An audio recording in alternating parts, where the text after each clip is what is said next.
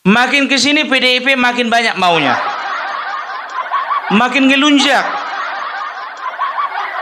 Dikasih hati minta jantung. Dikasih jantung minta paru-paru. Dikasih paru-paru minta usus.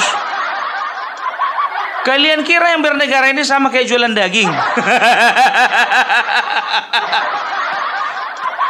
Kemarin begitu mulusnya tanpa ada gejolak riak-riak revisi Undang-Undang MD3, lolos Ketua DPR RI dari PDIP.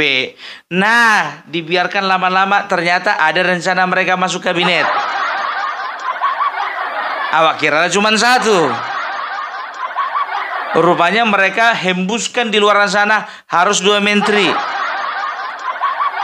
Oke lah, selesai kan begitu. Karena rata-rata ini masing-masing partai pendukung ini 3 menteri ini kan begitu. Ternyata dihembuskan lagi isu bahwasanya PDIP akan mengajukan 4 menteri.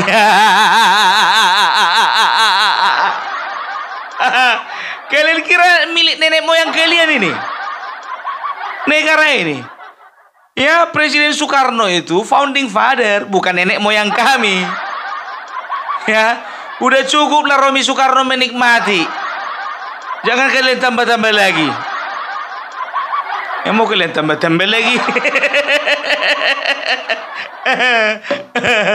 Ya, tapi tahu enggak kalian? Bukan cuma sampai di situ. Ternyata sampai hari ini, ya per hari ini, PDIP sedang menggugat Gibran ke PT UN. Masalah keabsahannya, ya masalah umurnya bisa mencalonkan atau tidak. Ini aku mau bilang sama kalian, akan aku kasih tahu kalian keterkaitan antara satu peristiwa dengan peristiwa lainnya. Kita mulai dulu masalah dari PT UN ya. Jadi begini ya, kalau misalnya kita mau menggugat ya, itu gugatlah sebelum bertanding. Kalau masalah umur kan begitu ya, kita gugat masalah umur supaya apa? Supaya Gibran jangan sempat maju kan begitu. Ini mungkin PDIP sudah terlanjur underestimate.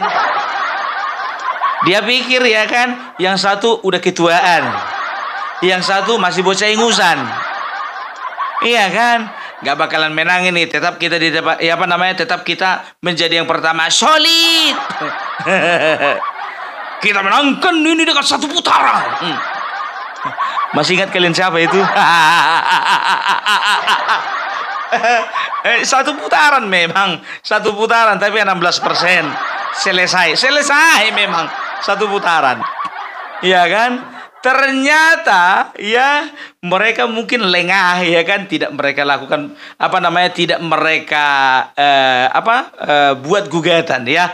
Aku nggak tahu, kalau salah aku koreksi ya. Ternyata lewatlah, terjadilah pertarungan tersebut ya kan. Terjadi pertarungan tersebut ya, Prabowo Gibran menang. Setelah keluar hasil survei, mereka nggak yakin juga. Mereka katakan hasil survei itu semuanya available. Bayangkan kalian 58% dibilang available. Mereka katakan, karena nggak mungkin Prabowo menang, sedangkan di luar negeri kami menang katanya. Japurut. Sekarang masalah persentase penduduk pun di luar negeri dengan di dalam negeri udah beda, kampret. Yakin orang ini kemarin itu bahwasanya mereka menang karena apa? Di luar negeri udah menang katanya. Rupanya itu pun hoax. Ternyata dilakukan penghitungan manual ya. Prabowo Gibran nomor 1. Jadi orang ini dari awal sudah memframing bahwasanya pemilu kita itu sudah dicurangi. Makanya nggak heran para pengikutnya Prabowo, loyalitasnya Prabowo, termasuk aku sendiri pun juga teriak-teriak kencang. Kalau bisa itu, ya satu partai itu jangan biarkan masuk itu. Karena apa? Karena mereka yang bilang kita curang. Begitu mau dilantik, mau dapatan mereka. Enak kali hidupnya gitu kan?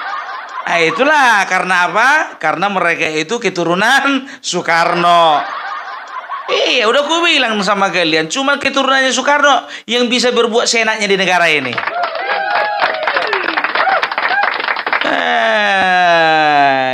itu dia ya. Jadi setelah tanggalnya kalau nggak salah itu setelah mereka itu mendapatkan hasil ya yang sudah bisa dikatakan dipastikan ini udah nggak akan mungkin lagi nih ya, ini udah pasti 02 menang. Maka mereka melakukan gugatan. Mereka gugat ya masalah administrasi. Bayangkan coba. Isi kepala di mana? PT UN adalah Pengadilan Tinggi Tata Usaha Negara yang tugasnya adalah menyelesaikan perselisihan administrasi. Bukan permasalahan perselisihan hasil dari Pilpres. Hasil Pilpres ya, kalaupun ada masalah, ada sengketa, ranahnya itu ranah MK. Kan begitu. Nah, sedangkan MK sudah mengeluarkan putusan dan sudah menetapkan bahwasanya Prabowo Gibran sudah menang dan menjadi presiden terpilih dan wakil presiden terpilih. Apa dikatakan? Bahwasanya keputusan MK itu sudah final and binding, final dan mengikat, tidak ada lagi hal apapun yang bisa merubah hasil dari keputusan MK tersebut. Kan begitu, ya. Jadi kalau misalnya ya mereka berpikir bahwasanya PT UN akan menerima gugatan, akan mengabulkan gugatan, mimpi. Mimpi. Gitu loh, ya. Dan bisa dikatakan ya menurut tim kuasa hukum ya, tim kampanye nasional Bapak Prabowo ya, Otto Hasibuan, bisa dikatakan dia bukan pengacara kaleng-kaleng lah ya. Dia bukan Patra Zain. Dia Otto Hasibuan ya. Kalau tidak salah dia ketua Peradi. Bukan Patra Zain. Kalau Patra Zain yang ngomong aku agak gimana, mau percaya susah, mau nggak percaya ya susah juga kan begitu kan. Jadi Otto Hasibuan juga sendiri mengatakan bahwasanya gugatan ke PT UN itu sifatnya lemah. Ya, sifatnya lemah ya. Jadi bisa dikatakan kenapa lemah? Karena yang mereka gugat secara administrasi. Sekarang begini ya, tidak akan mungkin seseorang itu bisa bertanding, bisa bertarung di Pilpres kalau secara administrasi digugat. Misalnya kemarin sempat digugat, akhirnya gugatannya dikabulkan. Akhirnya apa? Artinya Gibran waktu itu ya, ketika gugatan diajukan sebelum hari pemilihan presiden ya, bisa dipastikan Gibran gagal mencalonkan diri menjadi wakil presiden. Nah, sekarang kan putusan MK sudah keluar. Putusan MK sudah final dan mengikat. Putusan MK sudah menetapkan bahwasanya yang menjadi presiden terpilih adalah Bapak Prabowo dan juga Bapak Gibran sebagai wakil presiden terpilih. Gitu. Jadi kalau dikatakan menggugat ya setelah pertandingan itu bocor namanya. Gitu loh ya. Ahli hukum manapun juga kalau kalian tanya seperti itu jawabannya. Sedangkan awak yang tukang becak gitu juga jawabannya ngerti kok. Ya kan begitu kan ya. Jadi ya kalau dikatakan gugatan terhadap Gibran itu lemah. Dan inilah disadari oleh PDIP. Ingat ya, ini semua ada keterkaitan. Hal inilah yang disadari PDIP, bahwasanya gugatan mereka ke PT UN itu sangat lemah. Maka ya harapan mereka untuk menggoyang Gibran dari kursi wakil presiden ya, mereka sudah perkirakan itu akan sia-sia. Nah, akhirnya apa? Ketika mereka melihat tidak ada kemungkinan untuk menggoyang Gibran, maka mereka mulai mendekatkan diri kepada Bapak Prabowo. Udah nampak kan? Alurnya kemana nampak kan? Ya, mereka bangun komunikasi dengan Bapak Prabowo ya. Karena apa? Karena mereka berpikir ya bahwasanya ya mereka secara terang-terangan tidak bisa menentukan sikap untuk berada di dalam pemerintahan. Karena apa? Malu. Karena apa? Gengsi. Kenapa gengsi? Gibran di dalam. Gitu loh. Jadi ternyata mungkin ada kesepakatan, ya mereka pasti melakukan pertemuan. Mungkin ada kesepakatan, ya. Dan ini kalian harus tahu, ini bicara politik ya. Kita bukan berbicara norma di sini. Kita bicara politik, ya. Jadi Kim Plus bersama Bapak Prabowo dan Joko Widodo ya sudah melihat kecenderungan PDIP akan bikin masalah. Karena apa? Ya, karena mereka akan jadi oposisi. Ya. Itu dia. Ya walaupun Kim Plus bisa dikatakan dominan ya di parlemen nantinya, kita kan nggak tahu di tengah jalan ya. Ada mungkin beberapa partai yang akan bergabung ke PDIP. Sehingga ditakutkan posisi mereka makin lama makin kuat. Nah, untuk mengantisipasi hal tersebut, ya perlu diambil langkah pengamanan, penyelamatan, ya. Seperti apa langkahnya? Yaitu dengan cara dengan cara melakukan revisi Undang-Undang MD3 supaya apa? Supaya posisi Ketua DPR jangan lagi ke Puan Maharani atau kader PDIP yang lainnya, tapi bisa salah satu dari Kim, entah itu Golkar, entah itu Gerindra, entah itu partai yang lainnya, kan begitu. Cuman kemarin itu menguat kalau tidak Golkar ya Gerindra, ya sebagai pemenang nomor 2 dan nomor 3. Nah, ya jadi agak dihembuskan wacana itu revisi Undang-Undang MD3. Nah, ini PDIP kalang kabut. PDIP kalang kabut. Karena apa? Karena mereka akan kehilangan gigi. Memang betul banteng tak punya taring, tapi gimana pun juga banteng tetap punya gigi. Dan mereka nggak mau kehilangan gigi. Udah nggak dapat gigi di eksekutif, nggak dapat pula gigi, nggak bisa pula dapat gigi di legislatif. Mau jadi apa masa depan mereka? Jadi mereka udah bisa bayangkan bagaimana mereka ke depannya, kan begitu. Tapi mereka punya plan yang lain. Apa itu? Mereka akan obrak-abrik.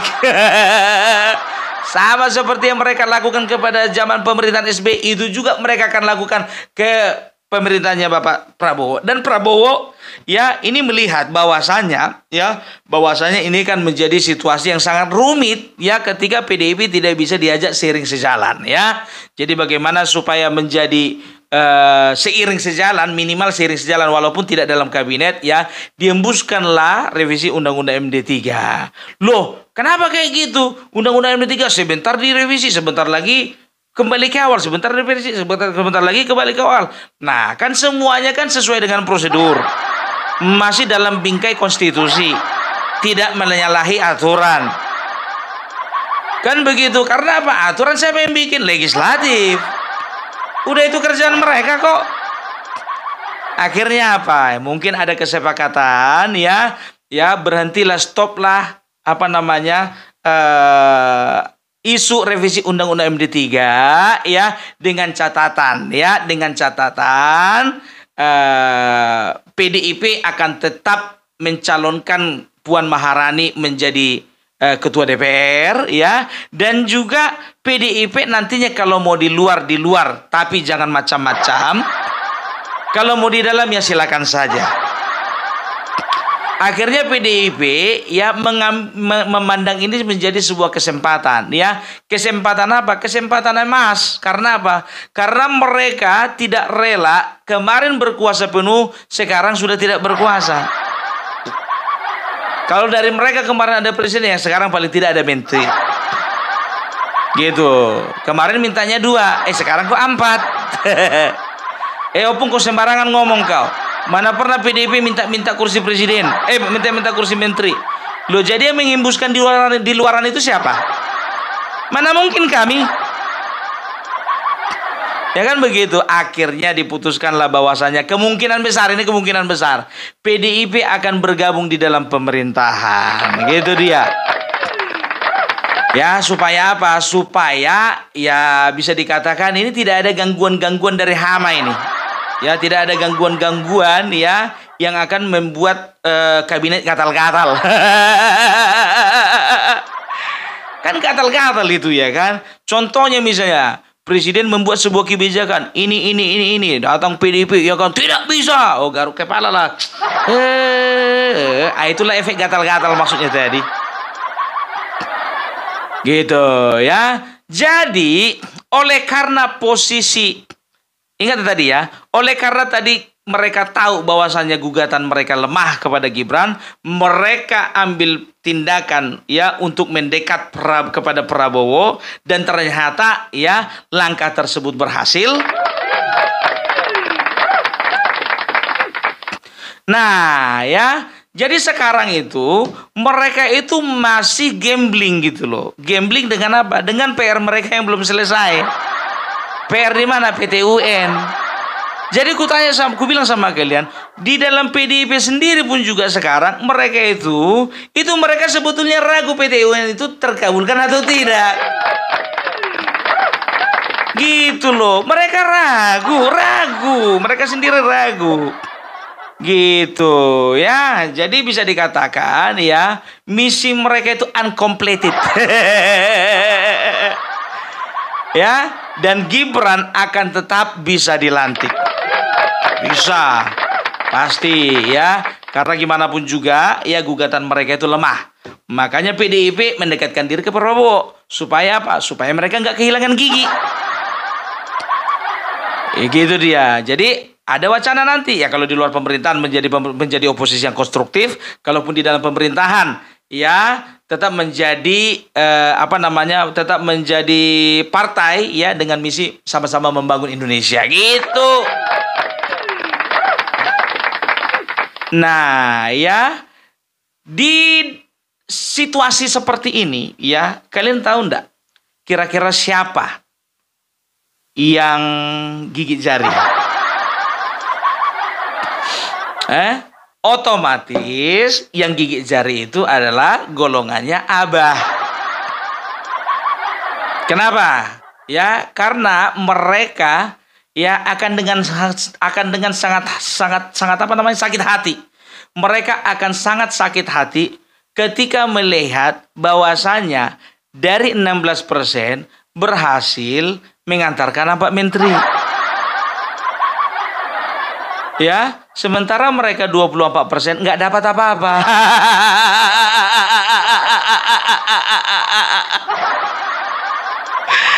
Ya, itu dia. Jadi makanya dikatakan, I'm sorry to say, ya untuk 5 tahun ini, ya Abah dan anak-anaknya libur panjang. Ya, kalau aku bilang libur panjang karena apa? Apapun yang mereka lakukan nggak akan bisa berhasil. Coba sekarang begini, aku bilang sama kalian ya, tindakan-tindakan yang dilakukan oleh PDIP nyata, ya untuk menggeser Gibran, ya dari kursi wakil presiden. Karena apa? Karena mereka sudah melayangkan gugatan. Mereka hanya tinggal menunggu ya gugatan itu dijawab atau tidak. Kalau gugatannya diterima berarti mereka berhasil. Ada aksi nyatanya gitu. Nah anak Abah, mereka aja sendiri kebingungan cara. Kehilangan akal. Bagaimana cara menggeser si Gibran itu? Ya udah, terpaksa pakai isu fufufafa. Karena apa? Tindakan nyata mereka nggak bisa. Ya, karena apa? Ya kan, yang membuat gugatan itu dari pihak Ganjar, Megawati adalah PDIP sendiri. Nah, dari pihaknya Anies Baswedan. Ya, siapa mau melakukan gugatan? Anies Baswedan bersama partai, siapa partainya? Partainya udah di dalam. Makanya aku bilang, ya kan, kaum 24% itu gigit jari. Jadi udah terjawab ya, kenapa mereka itu ya mendekatkan diri kepada Bapak Prabowo, karena mereka tahu bahwasannya gugatan mereka, yang pertama gugatan mereka itu sudah dipastikan lemah. Jadi jangan ada lagi khawatir mengenai gugatan PT UN ya terhadap Gibran Rakabuming Raka ya. Baru yang kedua ya, mereka juga berpikir bahwasannya ya mereka akan kehilangan gigi, mereka akan merasa rugi ketika mereka tidak ambil andil di dalam pemerintahan. Itu dia ya. Baru berikutnya itu apa yang menyebabkan mereka ya melakukan pendekatan kepada Bapak Prabowo, karena mereka melihat bahwa kedepannya ya mereka berpikir bahwasanya kedepannya pengaruh Jokowi akan semakin minimal. Makin lama mungkin mereka berpikir bahwasanya pengaruh Jokowi itu makin lama makin sedikit. Jadi mereka berpikir mereka punya kesempatan ya lebih proaktif ya untuk dominan ya ketika bersama Bapak Prabowo dibandingkan Joko Widodo. Sah-sah saja, nggak masalah. Tapi jangan sampai lupa ya kan, Bapak Prabowo itu punya partai. Sudah otomatis dia lebih mementingkan kepentingan partainya daripada partai yang lain lah. Oke? Jadi itu dulu lah dari Opung Parbelak ya. Kalau bisa dikatakan itulah analisa kampungan. Tapi itu nyata ya, itu nyata. Jadi banyak sekali sandiwara-sandiwara politik yang tertutupi, yang tidak kasat mata, tapi sebetulnya sangat mudah untuk dianalisa. Oke? Salam Parbelak, salam NKRI, NKRI harga mati.